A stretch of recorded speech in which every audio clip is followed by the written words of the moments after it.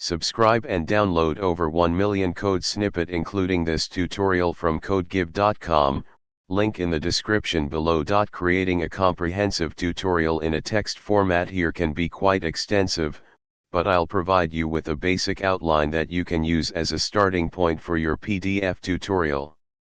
You can then add more details, explanations, and code examples as needed.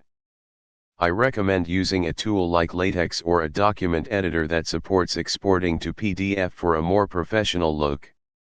Title: Getting Started with Python Programming. Welcome to the world of Python programming. This tutorial aims to guide you through the basics of Python and help you get started with writing your own Python code. Whether you're a beginner or have some programming experience, this tutorial is designed to be accessible and informative. Let's start by writing a simple hello, world, program. Save the file and run it using the command. Congratulations! You've just executed your first Python program. This tutorial provides a foundational understanding of Python programming.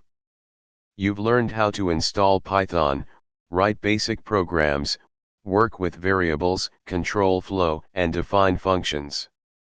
Continue exploring Python's vast capabilities and dive deeper into advanced topics as you become more comfortable with the language. Happy coding! ChatGPT.